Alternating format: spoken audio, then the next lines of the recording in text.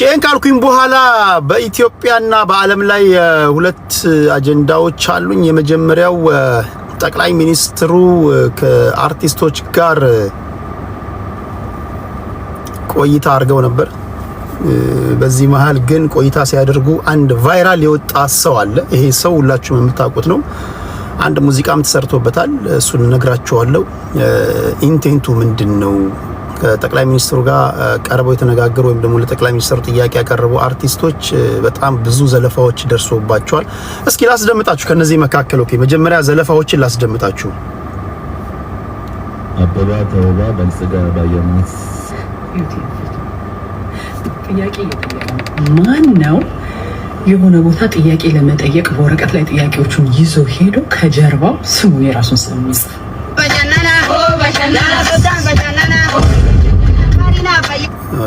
ማን ነው ጥያቄ ለመጠየቅ ሄዶ ከጀርባው የራሱን ስም የሚጽፈው ትላለች እቺኛዋ። ዘፈንም ወጥቶለታል። ዘፈን ወጥቶለታል። የካሳልጅ ሞቱ ታራስ ያሽካባጆች ባላምባራ ህዝብ ሆነ ወያንተና የታውቃል መልጽግና ከሙቱ ከዛፉ አዋቂ አጥቡላብ አለካቂ ከሙቱ ከዛፉ አዋቂ አጥቡላብ አለካቂ በሐዘንህ ወይ በደስታ ልትታመም ለእርዳታ ህዝብ ሆነ ወያንተና የታውቃል መልጽግና ከሙቱ ከዛፉ አዋቂ አጥቡላብ አለካቂ አስገድልሹ አንገጣጣ ለብያትምር አልተማውጣ የካሳ ልጅ ሞቱ ቱራስ የአሽቃባጮች ባላምባራስ ህዝብ ሆነ ወያንተዝና የታውቃል ብልጽግና ከሙቱ ከዛፉ አዋቂ አጥቡላብ አለክናቂ ከሙቱ ከዛፉ አዋቂ አጥቡላብ አለክናቂ በሐዘንህ ወይ በደስታ ልትታመም ለእርዳታ ህዝብ ሆነ ወያንተዝና የታውቃል ብልጽግና ከሙቱ ከዛፉ አዋቂ አጥቡላብ አለክናቂ አስገድልሹ አንገጣጣ ለብያትምር አልተማውጣ። ኦኬ፣ ይሄኛው ነው የመጀመሪያው ከሀገር ውስጥ በዚህ ጉዳይ ጀምራለሁ። ሁለተኛ ደግሞ 12 ቀን ተታኮሱ። ከ12 ቀን መታኮስ በኋላ በኢራንና በእስራኤል መካከል ሰላም ወርዷል። ሴራውን እንተነትናለን። ይሄ ሲኤንኤን እና ፎክስ ኒውስ የሚነግሯችሁን ሳይሆን ከሲኤንኤን እና ከፎክስ ኒውስ ባሻገር ቢሃይንድ ዘ ሲን ይሉታል ሙቪ ሳዮች ከመቀረጃ በስተጀርባ ያለውን ነገር ኮንስፓይሬሲውን ወይም ደግሞ ሴራውን ወደ እናንተ ለማድረስ ጥረት አድርጋለሁ። እንደምታውቁት አሁን ይሄ የሜንስትሪም ሚዲያው በሶሻል ሚዲያ የተበለጠበት ዘመን ላይ ነው ያለነው። አንዳንዶቻችሁ ሲኤንኤን እና ፎክስ አድምጣችሁ ነው የምትከራከሩት። አንዳንዶቻችሁ ደግሞ ከዛ ባሻገር ነው ለማየት የምትሞክሩት። እኔ በደረስኩበት ባየሁት ባነበብኩት በገባኝ ልክ የተረዳሁትን እነግራችኋለሁ። አስቀድሜ እንደነገርኳችሁ ግን ኢራናውያን አሸንፈዋል። ምንም ጥያቄ የለውም። ኢራናውያን እንዴት ነው ያሸነፉት? ወደ እናንተ ማደርሰው ይሆናል። የኢራን ደጋፊዎች አላችሁ? ኢራናውያን አላችሁ? ኢራናውያን አላችሁ? ይታማል። እኛ ሀገር ቴዲ የሆነ አካባቢ እኮ የሆነ ማህበረሰብ እኮ የዘር ሐረጋቸው የሚመዘዘው ከኢራን ነው ብለውኛል። አላችሁ? ኦኬ፣ የዘር ሐረጋችሁ ከኢራን የሚመዘዝ አላችሁ? አይ ዶንት ኖ አላችሁ? ኢራናውያን አሉ። ይሄ ብዙ አሉ። አይገርም? ቡሽራ አንተም ቡሽራ እንኳን ያ በአባቱ ኢራናዊ ነው፣ በእናቱ ያው ቡሽራ ነው። አይቻለሁ፣ ደስ ብሎኛል። አሉ በጣም ብዙ አሉ። በስማ እነ ቡሽራ ይኸው የገቡ ነው። ምን ነው ታዲያ ኢትዮጵያ ውስጥ ሆነ ኢራናዊ ነኝ ብለህ የምትፎክረው ምን ነው? ነዳጅ የሌለህ ኢራናዊ፣ ነዳጅ የሌለህ አረብ። ኦኬ፣ የሆነው ነው። እንኳን ደስ አላችሁ። በተወሰነ መንገድ ድራይቨር ሲት ላይ ተቀምጠዋል። ስለዚህ እንዴት ነው የተቀመጡት? የራሴን ትንታኔ ያስቀምጣለሁ። ይሄ ማለት ግን እስራኤላውያን ተሸንፈዋል ማለት ሳይሆን አሁን ባለው ባትል አሁን ባለው ባትል ያሰቡትን አላሳኩም። አይ ዶንት ኖ እናንተ እንዴት እየተነተናችሁ እንዴት እያወራችሁ እንደሆነ አላቅም። የራሴን መረዳት ነግራችኋለሁ ለማለት ያለው። እሺ ከካሙዙ ካሳ እንጀምራለን። ከጀርባ የምትመለከቱት ይሄ አርቲስት ካሙዙ ካሳ ነው። ወደ ዋናው ጉዳያችን ከመምጣታችን በፊት እስቲ አርቲስት ካሙዙ ካሳ ከሰራቸው ሙዚቃዎች ወይ ካቀናበራቸው ሙዚቃዎች የምታውቋቸውን እስኪ ጻፉልኝ። እስኪ ካሙዙ ካሳን ስታዩ በጣም የምትወዱት ወይ በአእምሮአችሁ የሚመጣ የትኛው ቅንብሩ ነው? እስኪ ጻፉልኝ። የትኛው ቅንብሩ ነው ከካሙዙ ካሳ በቃ ይሄ ቅንብር በቃ ይገርመኛል የምትሉት? ላገባ ነው እሱ ነው እንዲያቀናበረው። አይ ቲንክ ጊሎ ካሳ መሰለኝ። እሺ ቁጥር የለውም ይላል። ከመጀመሪያ ከካሙዙ እንጀምራለን።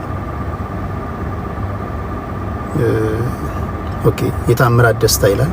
የትኛው የሙዚቃ አቀናባሪ ነው? ካሙዙ ካሳ ኢትዮጵያ ውስጥ አሉ ከተባሉ ብርቅዬና ድንቅዬ በጣም ጎበዝ አቀናባሪ ነው በነገራችን ላይ ካሙዙ። እሺ ዘፈን አንሰማም ይላል። ማታ የሰከረ የሚገባው ልጅ። እሺ ማንኛውም እሺ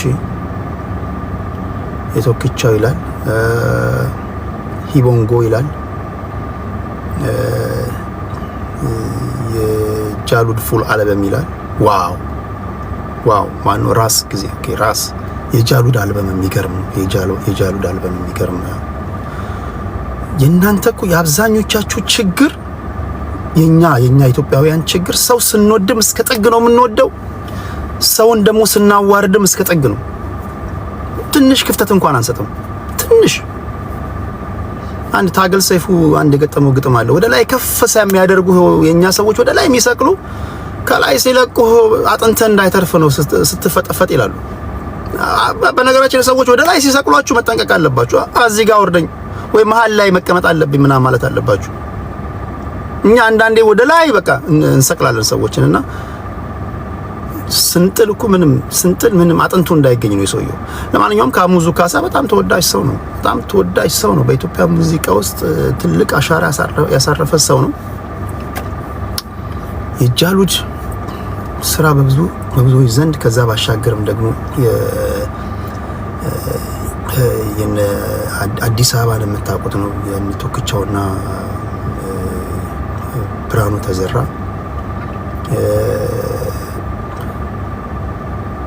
በዋነኛነት ከዛ በኋላ ደግሞ እንደገና አሁን እስከዚህ ሰዓት ድረስ ደግሞ ከምታስታውሷቸው ብዙ ስራዎችን ሰርቷል። የነ ጃሉድን ሰርቷል። የነ ሚካኤል በላይነን ሰርቷል። ምን ካሙዙ ያልገባበት ስራዎች አሉ። ብርሃኑ ተዘራ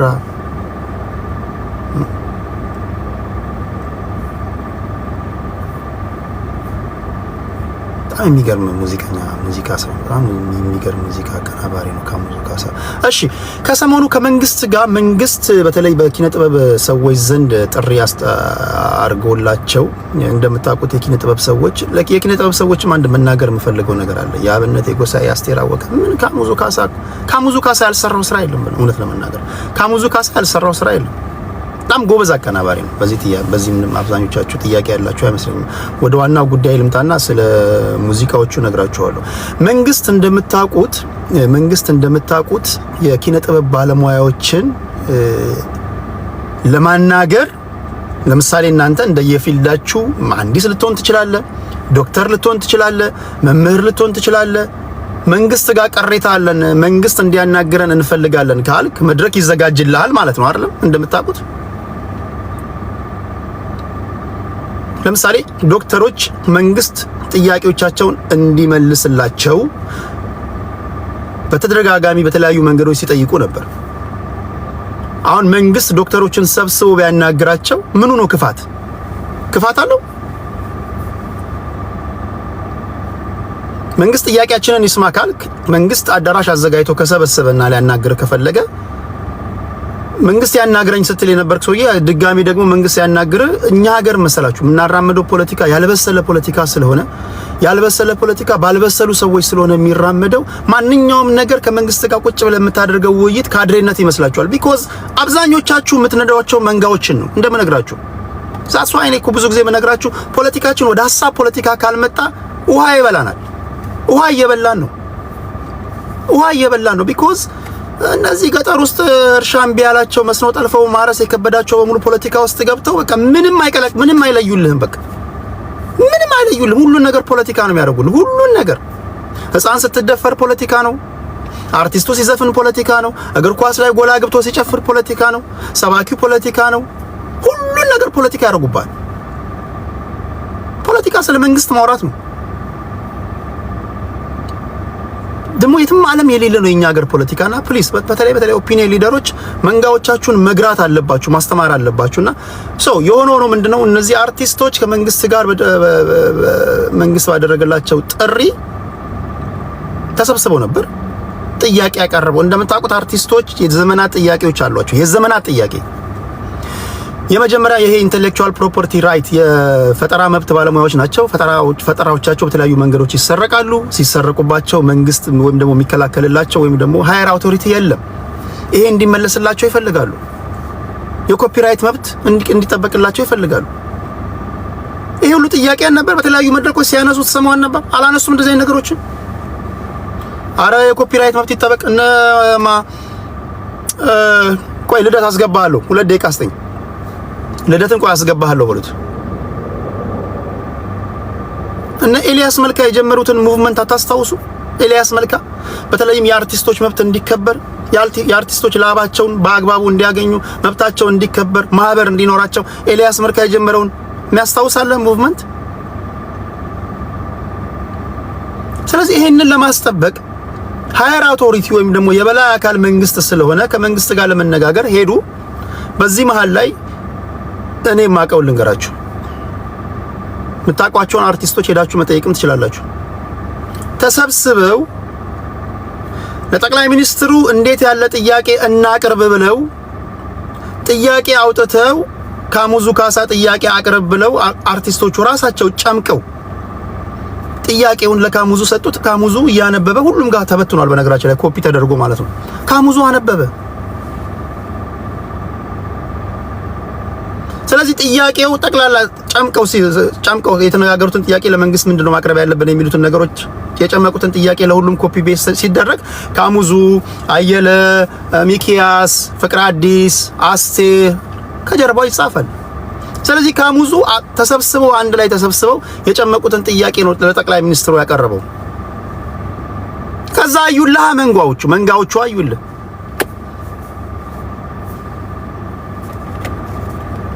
እንዴት እያነበበ ይጠይቃል? እንዴት ነው እያነበበ የሚጠይቀው? የምታውቋችሁ ቢያንስ አንድ አርቲስት ታውቃላችሁ አይደል? የሆነ አንድ አርቲስት ታውቃላችሁና የሆነውን ነገር ጠይቁ። እንዴት ነው የሆነው ብላችሁ ጠይቁና እኔ ባገኘሁት ማጣራት ለኔ በነገሩኝ ራሳቸው ሁሉም አብዛኞቹ በነገሩኝ ራሳቸው ጨምቀው ያወጡትን ጥያቄ ነው ካሙዙ ካሳ ያቀረበላቸው። ይሄ ምኑ ነው ካድሬነት? አሰማችኋለሁ ጥያቄው። ምኑ ነው ካድሬነት? ይሄ ምኑ ነው እንትን? ስለዚህ እነዚህ ነገሮች መለየት አለባቸው። ሁለተኛ በእርግጥ አንዳንድ አርቲስቶች የአብዛኞቻቸውን ትችትም ስድብም ስለሚፈሩ እንዲሁ ዝም ብለው በሲንግል ስታገኟቸው የሆነ መድረክ ላይ የአርቲስቱ መብት አይጠበቅም፣ ኮፒራይት መብታችን አይጠበቅም ምናምን እያሉ ይጮሃሉ እንጂ እንዲህ ያለ መድረክ ላይ አይመጡም። የሚጋፈጠው የተወሰነው አርቲስት ብቻ ነው። የተወሰነው አርቲስት ነው የሚጋፈጠው። ድሉ ሲመጣ ወይም ደግሞ ጥቅሙ ሲመጣ ግር ብሎ ይመጣሉ። እንደዚህ አብዛኞቹ የምታያቸው እዚህ በቃ ተኳኩሎ ምናምን ጀንትል ምናምን የሚጫወቱባቸው ከበስተጀርባ የሚያወሩ ናቸው። የእነሱን ጥያቄ ወስደው ነው ለመንግስት ያቀረቡት። ይሄ ምኑ ነው ካድሬነት? እስኪ ጥያቄውን እንስማ።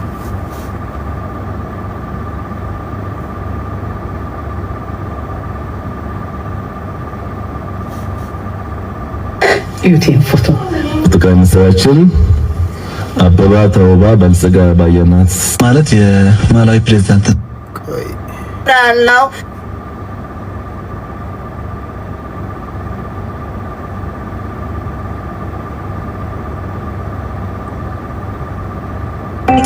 ዛሬ በቃ ሁልሽም ተበላሽ። ታፕ እያደረጋችሁ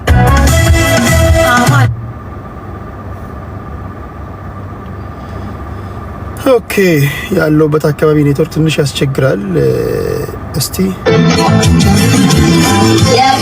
ጠቅላይ ሚኒስትራችን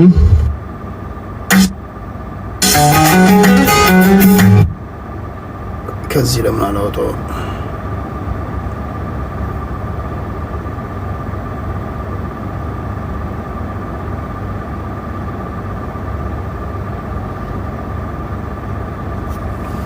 እሺ ታፕ እያደረጋችሁ ኦኬ። ስንተኛ ደቂቃ ላይ ነው? ኦሪጂናሉን ድምጽ ላሰማችሁ ብዬ ነው። መሰረታዊ ነገሮች ተቀምጧል።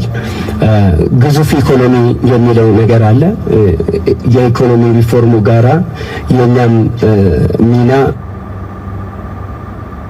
ታስብ የሚሰጥበት ሁኔታዎች ቢያመቻቹልን ካደራ ጭምር አደራ እላለሁ። ክቡር ጠቅላይ ሚኒስትር ወዳችን የሚሆን የሌማት ትሩፋት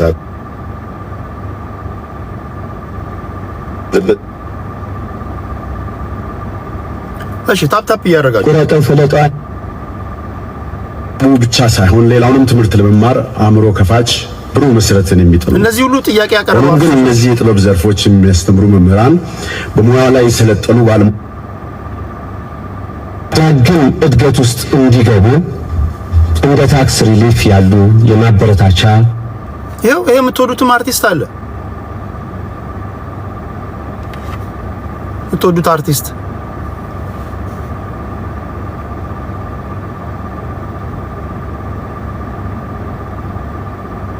እሺ እሱ የጠየቀውን እንስማ።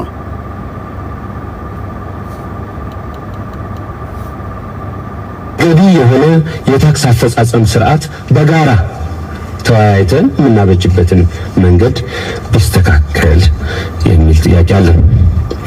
የፈጠራ ኢንዱስትሪው መገልገያ ዕቃዎች ውድ፣ በፍጥነት ተቀያያሪ፣ በቴክኖሎጂ እድገት ውስጥ በመሆናቸው ኢንዱስትሪው በዓለም አቀፍ ያለውን ስታንዳርድ መቋቋም፣ ማሸነፍ እና መምራት እስኪችል ድረስ የአቅም ውስንነት እንዳያጋጥመው ከቀረጥ ነፃ አማራጮች ቢደረጉ የፈጠራ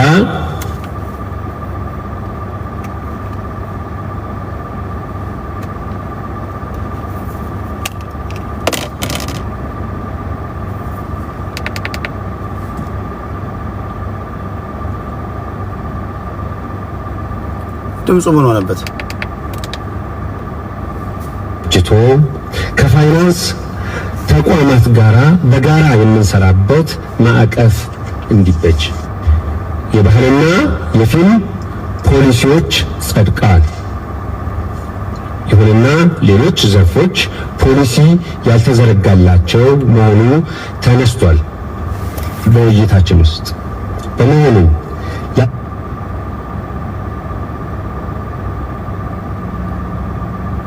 የማሳየት ልምድ በመቅሰም የሀገር በቀል ቱባ እውቀቶችን የማበረታታት ስራ መሰራት አለበት እንላለን። ሁለተኛው ሐሳብ ካውንስል ስለ ማቋቋም ባህለ ስሪተ መሰረታችንን ምንጭ ያደረገ የእውነተኛ አገልጋይ የጥበብ ውጤቶች ለሰብአዊ ብልጽግና አገልግሎት ለሚሰጡ የመንግስትም ሆነ የግል የጥበብ ተቋማት ግለሰቦችና ቡድኖችን የሚያበረታታ በትምህርትና ስልጠና በሀብትና በቁሳቁስ የሚያበረታታ ስርዓት ለመገንባት የሚያስችል ተቋማዊ መፍትሄን መስጠት ያስፈልጋል። በጥናትና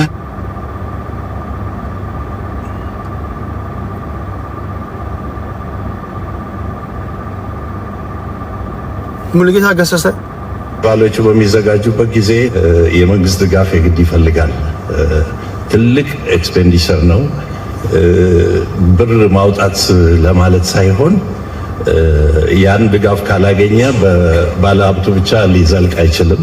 ይሄ ነገር ቱሪዝሙንም ከፍ ያደርገዋል በትልቁ እና ይሄ ነገር ቢታሰብበት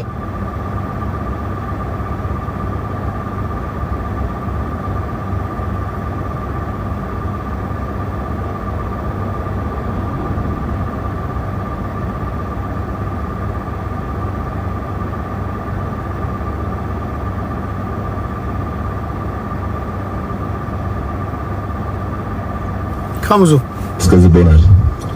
የተበላሸውን ትርክት በምናብ ከቀረጹ ማህበራዊ ጉዳዮች አንዱ ጥበብ ነው።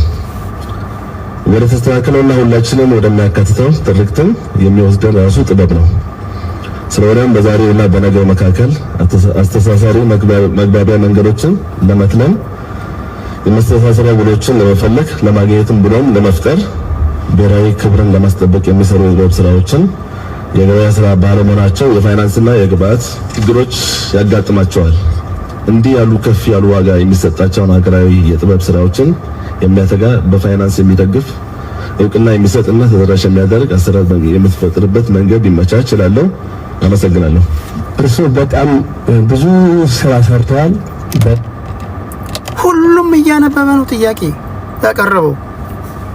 ሁሉም እያነበበ ነው ጥያቄ ያቀረበው። እናንተ የምትወዱትም ሚኪም ሁለተኛው ሚኒሊክ ማለት ነው፣ ዳግማዊ ሚኒሊክ፣ ሁሉም እያነበቡ ነው ጥያቄ ያቀረቡት። ቢኮዝ ተሰብስበው ተነጋግረው ካሙዙ ይሄን ጠይቅ፣ አንተ ይሄን ጠይቅ፣ አንቺ ይሄን ጠይቂ፣ እንትና ይሄን ጠይቅ ተባብለው ነው።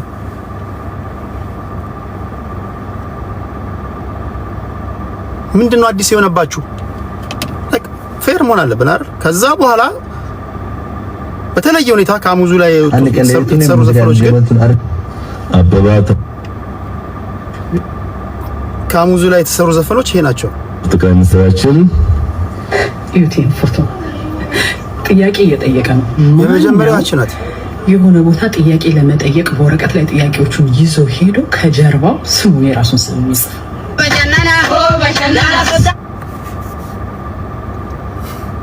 አሁን እቺ ስላላወቀች ነው፣ በክፋት ሳይሆን አላወቀችም።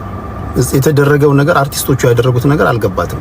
ጥያቄ ተከፋፍለው ነው ሁሉም እዛ ጋር የምታዩቸው በሙሉ ሁሉም ያነበቡ ነው ጥያቄ ያቀረቡትና ቴዲ ይሄን ጠይቅ ሲባል የቴዲ ጥያቄ ይሄ ነው፣ አየለ ይሄን ጠይቅ ሲባል አየለ ጥያቄ ይሄ ነው። ከጀርባ ስም ይጻፋልና ያነበብ ትጠይቃለህ።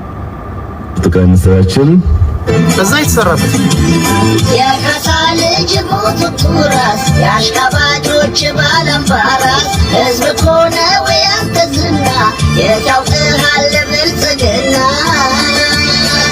ካሙዙ ካሳሁን አዋቂ አትቡላብ አለቅላቂ ካሙዙ ካሳሁን አዋቂ አትቡላብ አለቅላቂ በሐዘንህ ወይ ብዙ ጊዜ አስቸጋሪነቱ ምንድነው መሰላችሁ? ብዙ ጊዜ ምንም ማያውቁ ሰዎች፣ ምንም ያልገባቸው ሰዎች በብዛት መድረኩን ይዘውታል። ምንም ማያውቁ ሰዎች ቆንሰል ይዘው በርግጥ እዛ አካባቢ ላይ የተነገሩ ወይም ደግሞ የፖለቲካዊ አረፍተ ነገሮች ምናምን ሊኖሩ ይችላሉ። በተረፈ ግን እኔ በተረዳሁትና በነገሩኝ ሁሉም በነገሩኝ ተነጋግረን ነው፣ አረ ስብሰባ ተቀምጠን ነው፣ ካሙዙ ይሄን ጠይቅ ተብሎ ተሰጥቶት፣ አየለ ይሄን ጠይቅ፣ ሚኪ ይሄን ጠይቅ፣ ለማ ይሄን ጠይቅ ተባብለን ተነጋግረን ነው ጥያቄ ያቀረብ ነው። ምን አያችሁ እዚህ ላይ ጥፋት? እዚህ ጋር አያችሁ ጥፋት ምንድነው? በተረፈ ሌሎች አርቲስቶችም እንደዚሁ ሌሎች አርቲስቶች የእናንተ ደግሞ የአብዛኞቻችሁ ትልቁ ችግራችሁ አብዛኞቹ መንጋውን ለማስደሰት ነው የሚሄዱት። በጀርባ ኮስ ታገኟቸው የኮፒራይት መብታችን የተጠበቀ አይደለም ይሏቸዋል፣ ምናችን ክብራችንም የተጠበቀ አይደለም ይሏቸዋል፣ ያጎረመርማሉ። እዚህም እዛም ሲናገሩ ታያቸዋላችሁ። መድረክ ግን ተዘጋጅተው ነው ሲባሉ አይመጡም። ለምን? በመንጋው እንሰደባለን ብሎ ይፈራሉ። በእርግጥ አንዳንዶቹ ቢፈሩን ያልፈርድባቸው፣ ምክንያቱም እዚህ ጋር አሉ አንዳንዶች። ስለዚህ ዋነኛ አጀንዳው ምን ነበር ካላችሁ፣ በተለይም ደግሞ አርቲስቶች፣ የኪነ ጥበብ ባለሙያዎች ጠንካራ የሆነ ካውንስል እንዲኖራቸው ይፈልጋሉ። ቀደም ሲል እዚህ በመድረክ ያነሷቸውን ጥያቄዎች ሁሉ መንግስት እንዲመልስላቸው ይፈልጋሉ። ይሄኛው ጥያቄያቸው ደግሞ ተቀባይነት አግኝቶ ይሄ ከኪነ ጥበቡ ጋር ብቻ ነው፣ ከፖለቲካ ጋር ታገናኙት። ኮፒራይት መብት ምንድነው ፖለቲካ የሚሆነው? አይደለም የአርቲስቶችን እንኳን እዚህኛም እንኳን የምንናገረውን እንኳን ሪከርድ አድርጋችሁ ዩቲዩቦቻችሁ ላይ ፖስት እያደረጋችሁ ተሸክለው የለ እንዴ? ተሸክለው የለ እንዴ? ሰው እነዚህ ሰዎች ተሰብስበው ባደጉት ሀገራት እኮ አታደርግም። ባደጉት ሀገራት እኮ የማንንም አርቲስት የማንንም ሰዎች ስራ ሬዲዮ ላይ እንኳን ብትከፍት ትጠይቃለህ።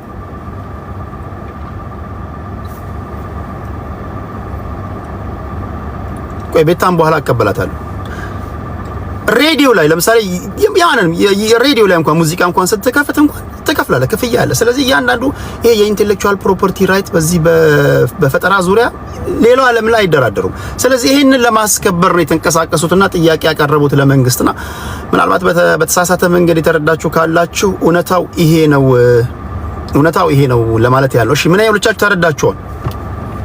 ጥያቄ መንግስት ጽፎለት ወይም ደግሞ ተጽፎላቸው ተሰጥቷቸው ሳይሆን የራሳቸው ጥያቄ ነው። የራሳቸው ጥያቄ ነው። ግልጽ ነው። አታበት ውስጥ ከ70 ዓመት በላይ የሚበልጥ የልማት ስራ ተሰርቷል። ይሄ የሚካድ አይደለም፣ እኛም አይተናል። ከሁሉ ነገር ግን በግሌም በጣም አፕሪሺየት የማደርገው ኢትዮጵያ በ50 ዓመት ውስጥ ሊኖራት ስለሚችል ኢትዮጵያ ለመግለጽ እወዳለሁኝ። በሀገር ደረጃ ያለው የበጀት ምደባ ለኪነ ጥበብና ለስነ ጥበብ ምርቶች የተለየ የማትጊያ ስርዓት ያለው አይደለም።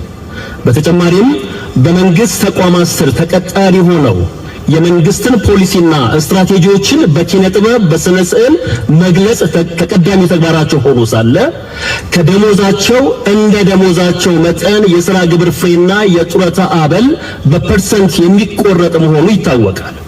ይህ በእንዲህ እንዳለ በተጨማሪም ከድርሰት ከዝግጅትና ከተዋንያን 30% በተጨማሪ እሴት ታክስ ይቆረጣል። ይሁንና የሮያሊቲ ታክስ የሚባል የፈጠራ ስራ ብቻ የሚመለከት 5% አለ። ይህ ግን በብዙ ቦታ ተግባራዊ ሲሆን አይታይም። እንደዚህ ያለውን ታክሴሽን ባለሙያውንም ሙያውንም በእጅጉ የሚጎዳ በመሆኑ ለተገቢው የመንግስት አካል ማሳሰቢያ የሚሰጥበት ሁኔታዎች ቢያመቻቹልን ካደራ ጭምር አደራ እላለሁ። ክቡር ጠቅላይ ሚኒስትር ሁሉም ጥያቄ እያቀረቡ የነበሩት ለረጅም ዓመታት ሲብላላ የቆየት ችግሮቻቸው መልስ እንዲያገኝ ነው። ልክ ዶክተሮች ጥያቄ እንደሚያቀርቡት፣ መምህራን ጥያቄ እንደሚያቀርቡት በእርግጥ መሃል ላይ ደም የሚያፈላ ጥያቄ የለም ማለት አይደለም። ደም የሚያፈላ ጥያቄ ክቡር ጠቅላይ ሚኒስትር እጆትን ልሳም የሚል አርቲስት ሊኖር ይችላል። ክቡር ጠቅላይ ሚኒስትር የሶ ጸጉር ቁርጥ እኮ ጥበብ ነው የሚል አርቲስት ሊኖር ይችላል። የለም አይደለም። ሸሚዝ ራሱ ሲቆልፉ ጥበብ ነው። ይሄን ጉዳይ እንዴት አዩት? ባቀናብረው ምናምን የሚል አይጠፋም። ይሄ ህዝብ ላይ ያናድ ይችላል፣ ከጉዳዩ ጋር ምንም ተያያዥነት የሌለው። እነዚህ ሰዎች በእርግጥም ያናዳሉ። እንደዚህ አይነት ሰዎች ለምን አላናደዳችሁ ብለል አልችልም። ከመጡበት ጉዳይ አጀንዳ ወጥተው በጣም የሚያሽቃብጡ ሊኖሩ ይችላሉ። በጣም የሚጎዘጎዙ ሊኖሩ ይችላሉ። በተረፈ ግን የሆነው ነገር የተፈጠረው ነገር በዛ በኪነ ጥበብ ባለሙያዎችና በመንግስት መካከል የነበረው ስብሰባ ይሄ ነው። ጠቅላይ ሚኒስትሩ እንዴት አደራችሁ ሰላም ናችሁ ወይ ብሎ ሲጀምሩ ሚስቅ ነበር፣ አይተናል።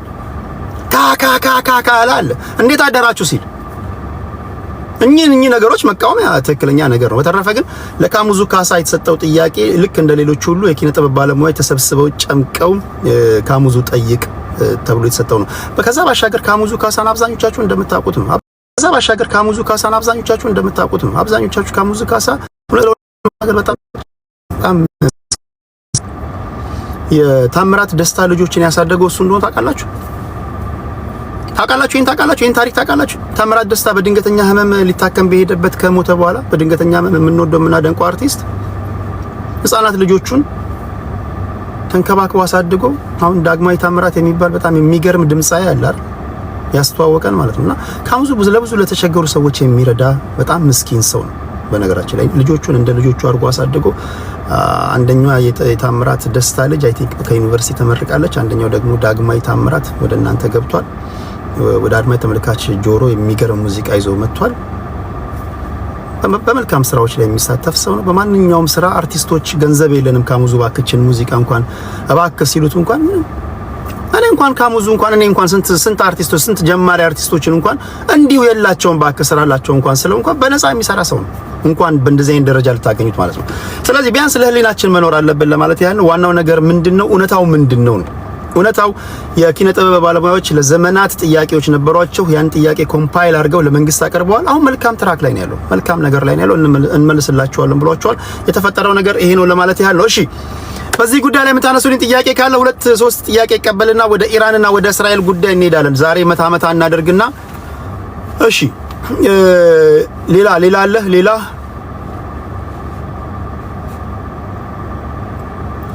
እሺ ወደ ኢራንና ወደ እስራኤል ጉዳይ እንሄዳለን። ክብራትና ክብራን በካሙዙ ጉዳይ ላይ ሌላ አልተመለሰላችሁ ነገር ካለ እመለስበታለሁ። ኢራንና እስራኤልን ጉዳይ እንዴት አያችሁ? እዚህ ላይ አሁን እንደዚህ አይነት ውይይቶችን ለመስማት በትንሹ 12ኛ ክፍል ያጠናቀቅ መቻል አለበት። ዝም ብለህ ዘው ብለህ እንዳትገባ።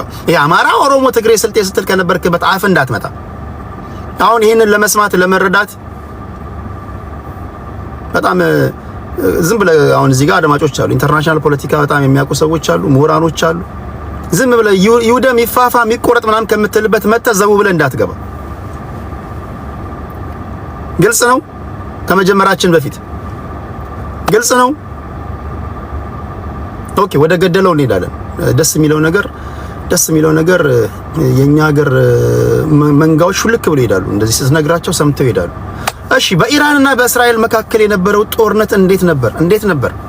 ማን አሸነፈ? ማን ያሸነፈ ይመስላችኋል? በኢራንና በእስራኤል መካከል ማሸነፍ ሳይሆን ማን አላማውን አሳካ? ደስ የሚላችሁ እኮ በፖለቲካው ዙሪያ ነፃ ሆናችሁ የምታወሩት የውጭ ሀገር ፖለቲካ ስትነትኑ ነው። የሀገር ውስጥ ፖለቲካ ስትነትኑ ቢሆን ይሄኔ ጠቅላላ 58 ኮመንት አማራ ጠልን፣ 98 ኮመንት ኦሮሞ ጠልን፣ 120 ኮመንት ትግራዋይ ጠልን የሚሉ ኮመንቶችን ታዩ ነበር። ደስ የሚላችሁ ግን የውጭ ሀገር ፖለቲካ ስትነትኑ በቃ ረሃ ሆናችሁ ነው የምታወሩት። በቃ ነፃ ሆናችሁ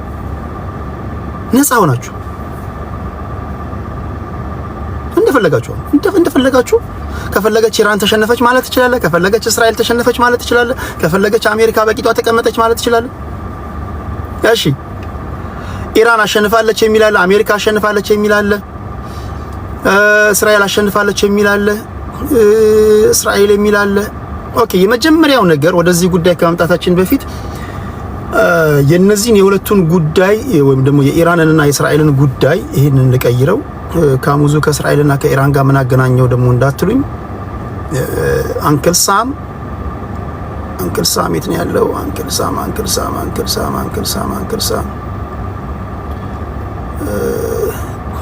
ይሄ ሰውዬ በጣም ነው የሚመቸኝ፣ በጣም ይመቸኛል። ብዙዎቻችሁ አልተረዳችሁትም። ይሄ ሰውዬ በጣም የመጨረሻ ሀገሩን የሚወድ ሰው ነው። በነገራችን ላይ ብዙዎቻችሁ አልተረዳችሁትም። ሀገሩን የሚወድ ብቻ ሳይሆን this guy is fighting with the blob ዲፕ ስቴት ከሚባሉት ጋር ፋይት እያደረገ ያለ ሰው ነው። ብዙዎቻችሁ አልተረዳችሁትም። ለዘመናት የአሜሪካን ፖለቲካ ቆልፈው ከያዙ ሰዎች ጋር ቀስ በቀስ ፋይት እያደረገ ያለ እየቆረጨማቸው ያለ ሰው ነው ይሄ ሰውዬ። በነገራችን ላይ እንዲህ ያለ ሀገር ወዳድ ሰው፣ እንዲህ ያለ ሀገር ወዳድ መሪ ሲኖራችሁ በጣም ደስ ይላል። አይገርምም? ብዙዎቹ አይገባቸውም። የአሜሪካ ፖለቲካ it's all about the blob, it's a deep state። ዲፕ ስቴት ውስጥ እነማን ናቸው ያሉት? ይሄ ሰውዬ ቀስ በቀስ እየቆረጨማቸው እያፈራረሳቸው ነው እየመጣለው። ኦኬ ወደዚህ ትንታኔ ከመምጣታችን በፊት የኢራናውያን የመጀመሪያ ሊያሳኩት የነበረው አላማቸው 3 ነው ብዬ ነግሬያችሁ ነበር። የመጀመሪያው ከኒውክሌር የጸዳች ኢራንን ተግባራዊ ማድረግ ነው። ኒውክሌር አልባ ኢራንን መፍጠር ነው። ሁለተኛ ሪጅም ቼንጅ ነው ብሏል ራሱ ቤንጃሚን ኔታንያሁ፣ ወይም አንዳንዶቻችሁ እንደምትሉት ቢንያሚን ኔታንያሁ፣ ወይም አንዳንዶቻችሁ እንደምትጠሩት ቢቢ። ሶስተኛው አንኮንዲሽናል ሰረንደር ነው ያሉት አይደል? እጅ እንዲሰጡ በቃ በሁሉም ረገድ ለእስራኤል ምቹ የሆነ አሻንጉሊት መሪ ኢራን ላይ እንዲቀመጥ ማለት ነው። ከነዚህ ከሶስቱ አሳክቷል እስራኤላውያን ወይም ቤንጃሚን ኔታንያሁ አሳክቷል። እስቲ አብረን የተጋገዘን እንመልስ። አሳክቷል?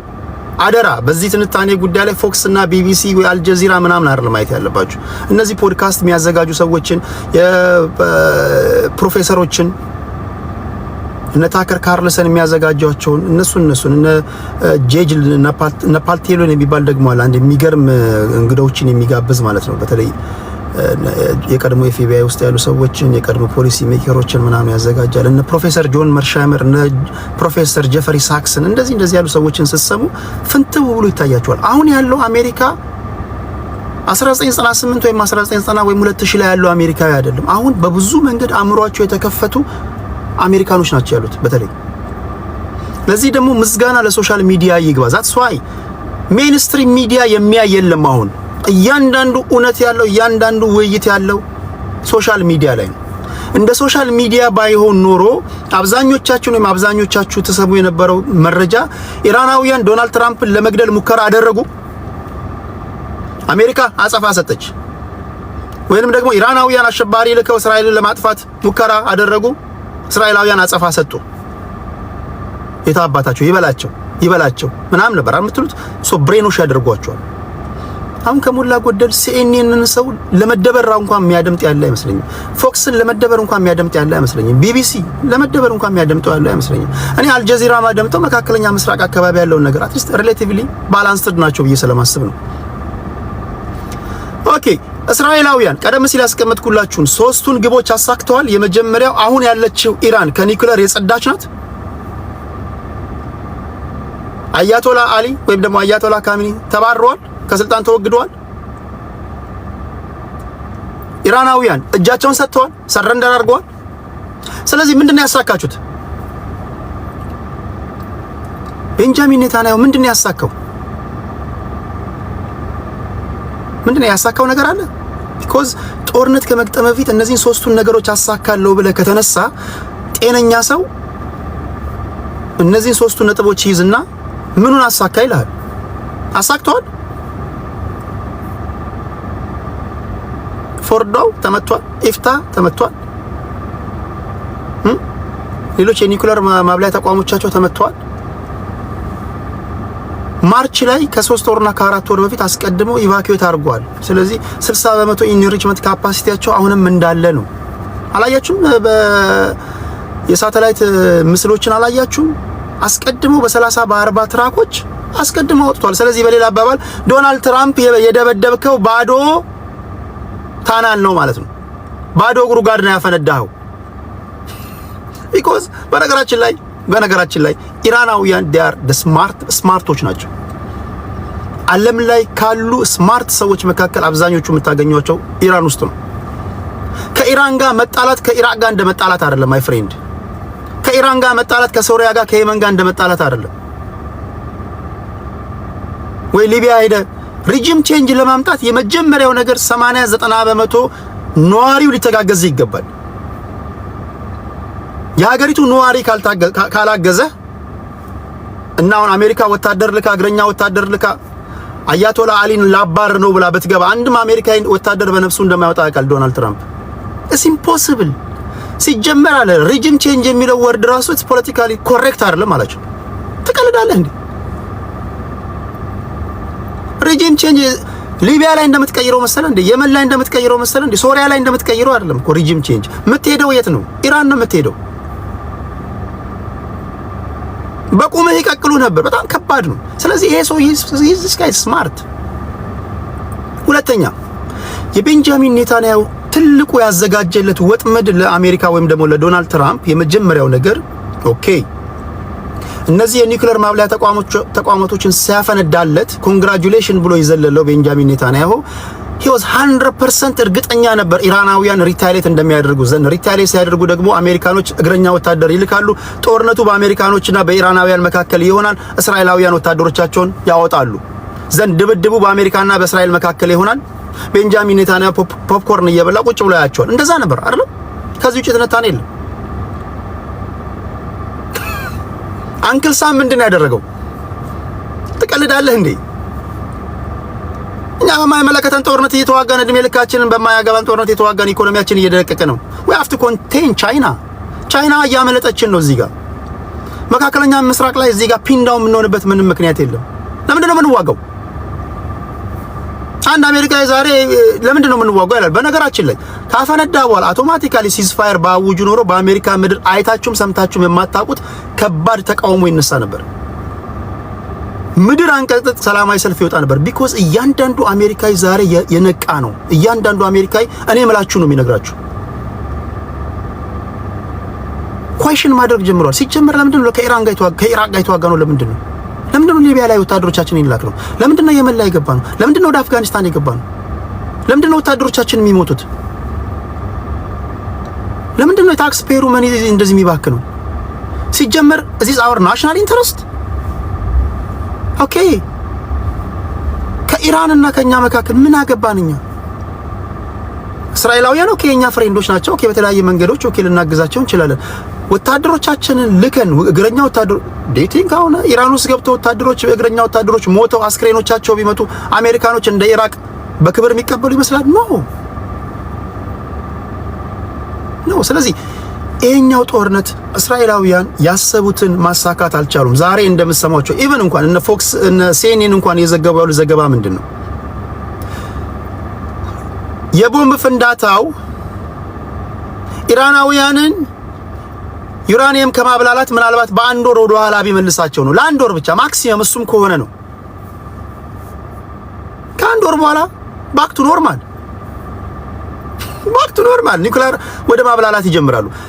ምንድነው አሜሪካኖችና እስራኤላውያን ያጡት? የመጀመሪያው ነገር ኢራን ለሶስት ዋና ዋና ተቋማቶች ፍቃደኛ ነበሩ። የመጀመሪያው ይሄ JCPOA የሚባል አለ። JCPOA ማለት ይሄ ጆይንት ኮምፕሬሄንሲቭ ፕላን ኦፍ አክሽን በኢራን ኒውክሌር ዙሪያ ላይ የሚመክር የሚቆጣጠር ቡድን ማለት ነው። የጸጥታው ምክር ቤት ያሉ 5 ሀገራት ፕላስ ጀርመኒ በቅርበት የሚከታተሉት አካል ነው። በደረሰባቸው ዱላ በደረሰባቸው ጥቃት እነሱ ሎያል ሆነው እስራኤላውያን ስለደበደቧቸው ከዚህ በኋላ በእንደዚህ አይነት ጉዳይ ላይ አይተማመኗቸውም ኢራናውያን። NPT እነዚህን ተቋማቶች ማወቅ አለባቸው።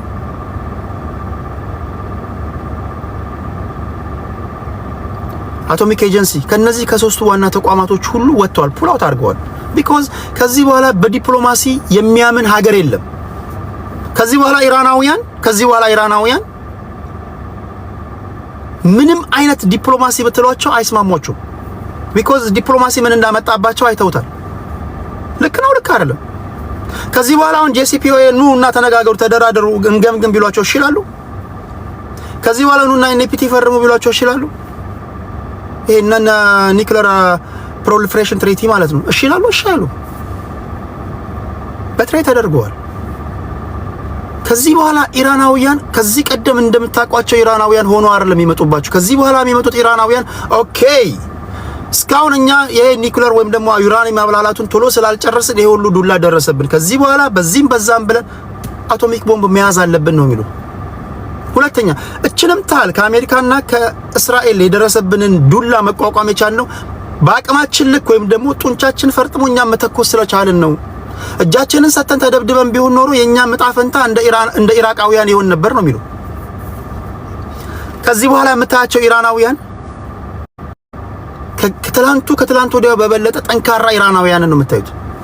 እጅግ የጠነከሩ ኢራናውያን ነው የምታዩት። ከዚህ ውጪ የሚተነተነ ትንታኔ የተበላ ነው። ከዚህ ውጪ ትንታኔ የምትሰሙት ትንታኔ ካለ የተበላችሁ ናችሁ። በቃ ተበልታችኋል።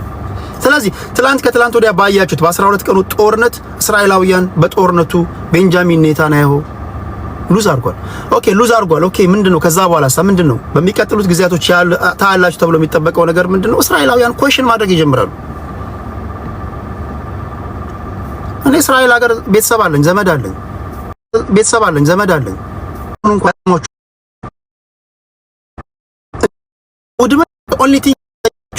የትኛው ሚዲያ እንዳይዘግብ ስለተከለከለ ነው። ኦኬ እስራኤላውያን ከታናላቸው ሲወጡ ከተማዎቻቸው ፈራርሰዋል። ዞር ሲሉ ኢራናውያን እየጨፈሩ ነው፣ ሴሌብሬት እያደረጉ ነው። እኛ ምንድነው ያገኘነው ይላሉ። እንዴት ነው የምታስረዳቸው? ሁለተኛ የተማመኑበት ይሄ አይረንዶም እና ይሄ ዴቪድ ስላንግ ወይም ደግሞ አሮ1 እና አሮ2 የሚባለው ይሄ ኢንተርሴፕት እያደረገ ከኢራን የሚተኮሰውን ሚሳኤል የሚከላከለው ተቋም ወይም ደግሞ ማሽን 100% ፐርፌክት አይደለም። 100 ሚሳኤል ሲተኩሱባቸው አይረንዶም ዴቪድ ስላንግ አሮ1 እና አሮ2 የሚከላከለው 70% ወይ 80% ነው። ስለዚህ 20 ሚሳኤል ይመታል ማለት ነው። 1000 ሚሳኤል ቢተኩሱበት 800ን ታከሽፋለህ፣ 200 ይመታል ማለት ነው። እስራኤልን የምታክል ሀገር 200 ሚሳኤል ቢመታት ከተማው ሰርቫይቭ ያደርጋል? አያደርግም። ስለዚህ ነጭ መሀረብ ያውለበለቡት ማን ነው አካላችሁ? ነጭ መሀረብ ያውለበለበው ቤንጃሚን ኔታንያሁ ነው ማለት ነው። it's impossible። ዶናልድ ትራምፕ ዛሬ ኔቶ ስብሰባ ላይ ተናገሩን ካደመጣችሁ ይገባችኋል። ኢራናውያን የዋዛ አይደሉም ነው ያለው። አረ የዋዛ አይደሉም እንዴ! በጣም ነው የደበደቧቸው ነው ያለው። በጣም ነው የደበደቧቸው። አይ ከባድ የሚቻሉ አይደሉም። በጣም ነው የደበደባቸው። ቃል በቃል ይሄን ያለው ቃል በቃል it's impossible።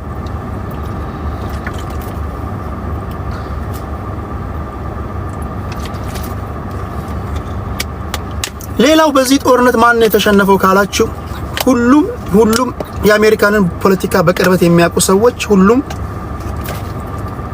ሚሊተሪ አናሊስቶች፣ ሁሉም የፖለቲካ ሳይንቲስቶች some of you guys you called yourself a political scientist አንዳንዶቻችሁ ፖለቲካ ሳይንቲስት ነን ትላላችሁ።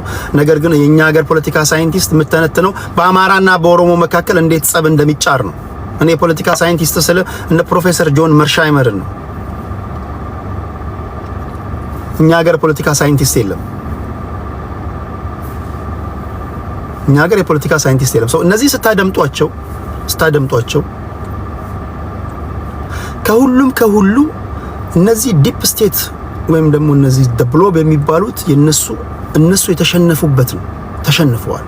እንደምታውቁት አሜሪካን ፎሬን ፖሊሲ ሼፕ የሚያደርጉት እነዚህ ዲፕ ስቴቶች ናቸው። ዲፕ ስቴቶች ውስጥ እነማን ናቸው ያሉት? ያው አብዛኞቻችሁ የምታውቁት ነገር ነው። ሁለተኛ የአሜሪካ ፖለቲካ በእነዚህ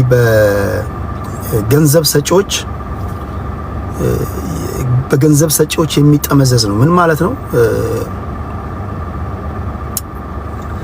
ሁሉም የአሜሪካ ፎሬን ፖሊሲ ከእስራኤል ጋር በተገናኘ ማለት ነው ፕሮ እስራኤል ዳይሬክሽን ነው የሚሄደው ነው የሚለው ታውቃላችሁ። ፕሮ እስራኤል ዳይሬክሽን ነው የሚሄደው። ኢንፋክት የአሜሪካ ፎሬን ፖሊሲ እና የእስራኤል ፎሬን ፖሊሲ ወይም ደግሞ የአሜሪካ ናሽናል ሴኩሪቲ ጉዳይ እና የእስራኤል ናሽናል ሴኩሪቲ ጉዳይ ክላሽ እንኳን ቢያደርግ የአሜሪካ ፎሬን ፖሊሲ ፕሮ እስራኤል ዳይሬክሽን ነው የሚሄደው። ኖ ማተር ዋት እስራኤል ዳዝ እስራኤላውያን ምንም ቢያደርጉ የአሜሪካ ፎሬን ፖሊሲ ፕሮ እስራኤል ዳይሬክሽን ነው የሚሄደው። ይሄ ለምንድን ነው የሚሄደው?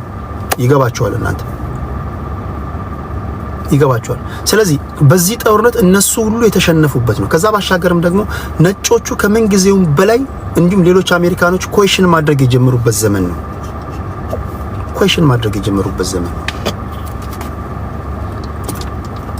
ይሄን ካልኩኝ በኋላ እስራኤላውያን ይሄን ጦርነት መክፈት ነበረባቸው ወይ? እኔ እስራኤላዊ ብሆን ይሄን ጦርነት መክፈታቸው እንደኔ ተገቢ ነው ብዬ አላስብም በዚህ ሰዓት። ከዛ ይልቅ ማድረግ አለባቸው ብለው ብዙ ዓለም አቀፍ ፖለቲካ ሳይንቲስቶች ወይም ደግሞ ተንታኞች የሚናገሩት ልክ ይሄ 2015 ላይ ተግባራዊ እንደተደረገው JCPOA ሳይሆን ጠንካራ አሳሪ የሆነ ባይንዲንግ የሆነ አግሪመንት ውስጥ ሊያስገቧቸው ቢችሉ ጥሩ ነበር። ምክንያቱም ኢራናውያን ፈቃደኛ ናቸው ማንኛውንም ነገር ለመፈረም፣ ማንኛውንም የዓለም አቀፍ ማህበረሰብ ጋብዘው ለማስገምገም። እነዚህ ፈቃደኛ ከሆኑ ጠንካራ የሆነ ህግ አዘጋጅተ ብታስራቸው ወይም ደግሞ ብታስፈርማቸው የተሻለ ነበር ይላሉ። ያን ባለማድረጋቸው አሁን ኢራናውያን ከዚህ በኋላ ኒውክሌር ከማብላላት ውጪ አማራጭ እንዳይኖራቸው ማድረግ ችለዋል ብለው የሚተነትኑ ሰዎች አሉ። እኔ የምስማማበት ነው። ሌሎች ደግሞ ከመተኮስ ውጪ አማራጭ አልነበራቸውም። ቢያንስ በተቻለ መጠን ማስቀረት እንኳን ባይቻል ማዘግየት ችለዋል።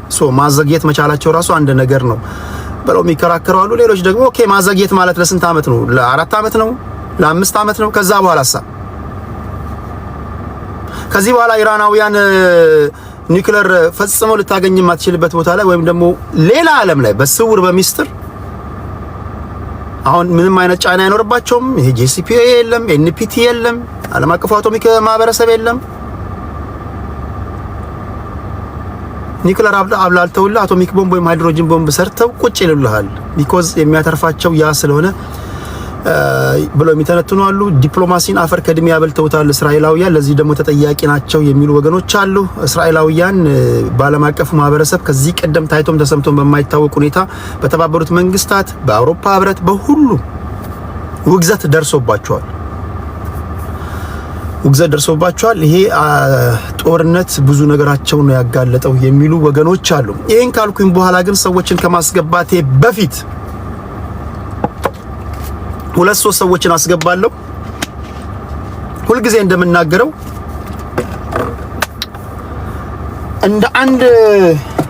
እንደ አንድ እስራኤላዊ እስኪ እንዳልክ ላስገባና ማስገባቸዋለሁ። አንድ ከእስራኤል ደጋፊ፣ አንድ ከኢራን ወገን አስገባቸዋለሁ። እቺ ለበልና ወደ እንዳልክ እመጣለሁ። እኔን ብትጠይቁኝ እንደ አንድ እስራኤላዊ በቀጠናዬ ማንኛውም ሀገር ኒውክሌር እንዲያብላላ አልፈቅድለትም። እስራኤላውያን በቀጠናቸው በጎረቤታቸው ኒውክሌር ሲያብላላ የተገኘውን ሀገር ሁሉ ቢያጠፉት ትክክል ናቸው ብዬ አስባለሁ። ቢኮዝ የሀገራት ኢንቴንት አይታወቅም። ነገ ከነገ ወዲያ ሃይድሮጅን ቦምብ ይሰራል፣ ከዛ በኋላ ይተኮስባቸዋል። ትንሽ ህዝብ ናቸው። ኢራናዊ ደግሞ ቢሆን እስካሁን መዘግየቴ አንገበግበኛል። እስካሁን ሃይድሮጅን ቦምብ አለመያዜ፣ እስካሁን የኒውክሌር ዌፐን አለመታጠቄ ያንገበግበኛል። ይሄን በማለት ላጠናቀው። ከዛ ሰዎችን አስገባለሁ። አንድ ከእስራኤል፣ አንድ ከኢራን፣ አንድ ደግሞ ከገለልተኛ ወገን አስገባለሁ። የብሔር ፖለቲከኛ እንዳትመጣ እዚህ ላንተ አይመጥንም። ይሄ ውይይት ዓለም አቀፍ ፖለቲካ ጉዳይ ዓለም ላይ የሆነ ያለው ነገር ብቻ የገባችሁና የምታውቁ ብቻ እንድትመጡ። እዚህ መጥተህ ኦሮሞ፣ አማራ፣ ትግሬ፣ ስልጤ ምናምን እንዳትለኝ። ግልጽ ነው። ከዚህ በተረፈ አስገባችኋለሁ። ጤና ይስጥልኝ እንዳልክ።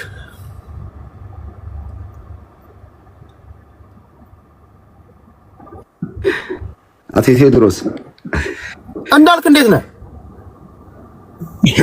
አጼ ቴዎድሮስ አለ ማለት ነው። እንዳልካቸው ዘነበ። ቆይ ከተሳሳትኩኝ ታርማለህ። አንዴ ስጠራ የሰማሁት ነው። እንዳልካቸው ዘነበ ዶክሌ ዶንጊሶ ባፋ ልክ ነኝ? ኖ ብዙ አትሄድም። ቆይ ቴዲ ሰው ድንበር ታልፋለህ። ወደ ሽናሻ ትሄዳለህ። ዶርዜ ላይ እንዳልካቸው ብሔር አትጣሳ እንዴ! እንዳልካቸው ዘነበ ዘካሪያስ ዶክሌ ኩይሎ አፊሌ ቦምቤ ዴርኮ ጸዳ ያለ ዶርዜ። ይሄ እኮ ይሄን ስምን ራሱ አሁን የጠራውን እኮ ካሙዙ ቢያቀናብረው አስባችኋል? ካሙዙ አንተ አብይን ሰላም አለ ብለው ይሄ አገር ይያዝልኝ። አንተ የህዝብ እኮ እኔ እኮ በጣም እኮ ምርር ያለኝ እኔ ያልወጠወጥኩት ወጥ ይጎረናል፣ እኔ ያልጋገርኩት እንጀራ ይጓጉላል፣ እኔ ያልነካካሁት ነገር እንዴ ነበር አይደል? በአድዋ ፕሮጀክት ጸጉሩ ላይ ሻሽ አስሮ በየእንትኑ ከታከለውማ በጀት ጉዞ አድዋ በሚል ሰበብ ከያሬድ ሹሜቴ ጋር ሲጋጥ የነበረ ሰውዬ አብይ ፊት ለፊት ቆሞ ሲያመሰግን ቆይቶ አስጌ ላይና ካሙዙ ላይ በዚህ ልክ ህዝብ የተንጫጫው ነገር ሰራዊት ፍቅሬ አራት መንግስት አይቶ አንዴ ቆይ እንዳልክ ካሙዙ ካሳ ያደረገው ነገር ትክክል አይደለም የምትሉ ሰዎች ታውቃላችሁ። እኔ የተለያዩ ሀሳቦችን ማንሸራሸር ወዳለሁ። ካሙዙ ካሳ ያደረገው ነገር ትክክል አይደለም የምትሉ ሰዎች ለሁለት ልጆች እድል ሰጣለሁ። በደንብ ጨዋ መሆን አለብህ። እኔ ጋር ስትመጣ በጨዋ ቋንቋ ሀሳብን መግለጽ የማትችል ከሆነ ከየትኛውም ብሔር ልትወጣ ትችላለህ። በእንብርክክ አስኬድሃለሁ። ህዝብ እያየ ጨዋ እንደሆንክ እርግጠኛውን። ስለዚህ ላክልኝ፣ አስገባለሁ። ካሙዙ ካሳ ያደረገው ንግግር ወይም ደግሞ ያደረገው ነገር በሙሉ ትክክል አይደለም የምትሉ ከእንዳልክ ጋር ትከራከራላችሁ። እሺ እንዳልክ ቀጥል። ምንድነው የካሙዙ ካሳ ድርጊት ምንድነው አብዛኞቹን ያስቆጣው? ምን ስላደረገ ነው? ጠቅላይ ሚኒስትሩን ስለጠየቀ ነው?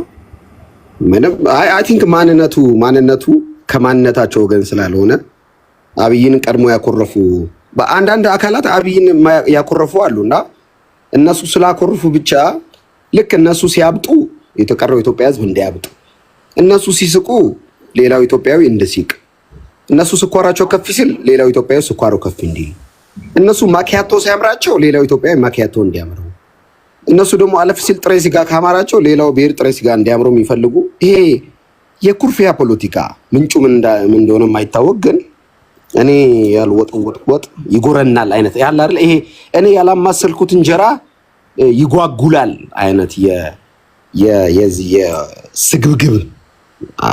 ስግብግብነት ይመስለኛልና ኤልያስ መልካን ብትወስደው ከመለስ ዜናው ጋር የተረኘ ቁርኝነት ነበረው። ምንም ጥያቄ የለውም። ኤልያስ መልካ ከመለስ ጋር በጣም ፒስ ነበር። እንዳልኩ እና ሰራዊት ፍቅር 3-4 መንግስት ያሳለፉ ሰዎች እዛ መድረክ ላይ ነበሩ።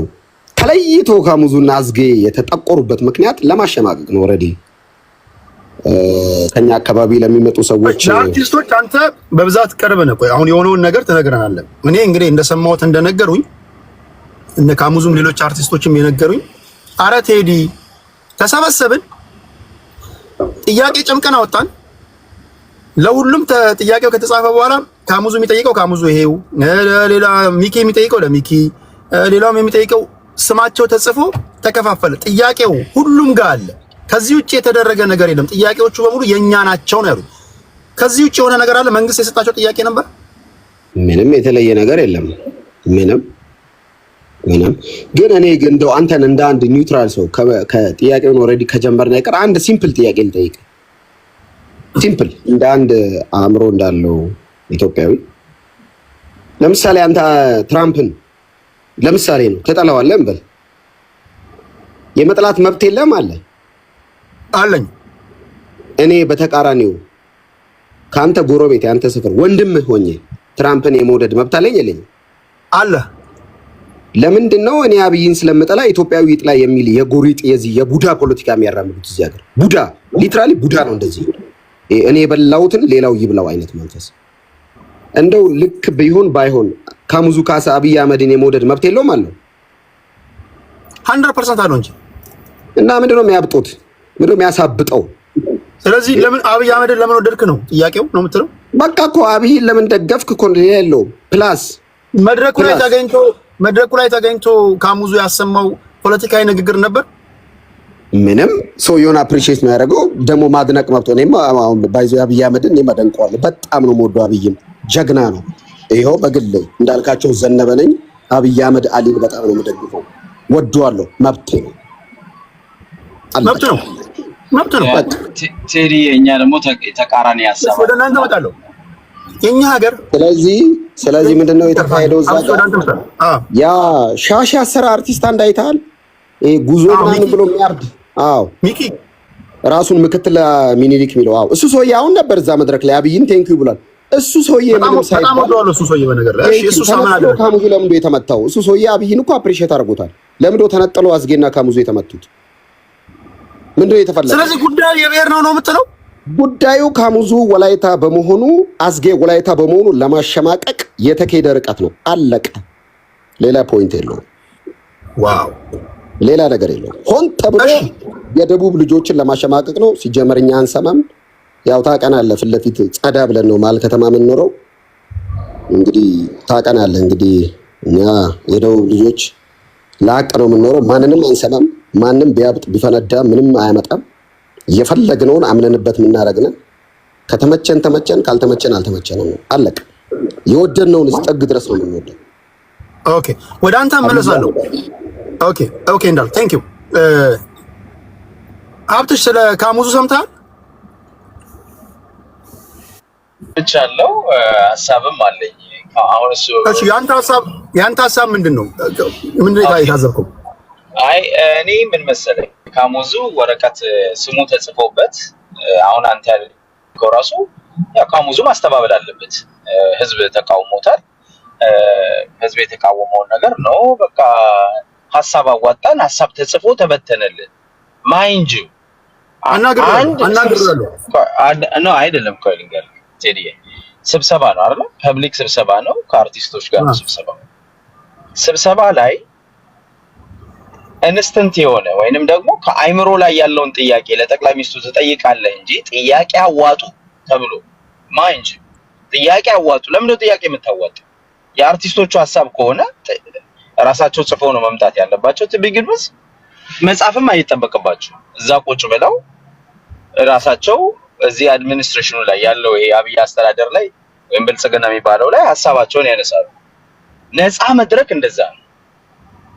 ሐሳብ አዋጡ ተብሎ ሐሳብ ካድሬ ጽፎልህ አብይን የብልጽግና ካድሬ ጽፎልህ ስምህን እንዳትሳሳት ማረጋገጫ ካድሬ እንጻፈላቸው ማረጋገጫ ምንድነው?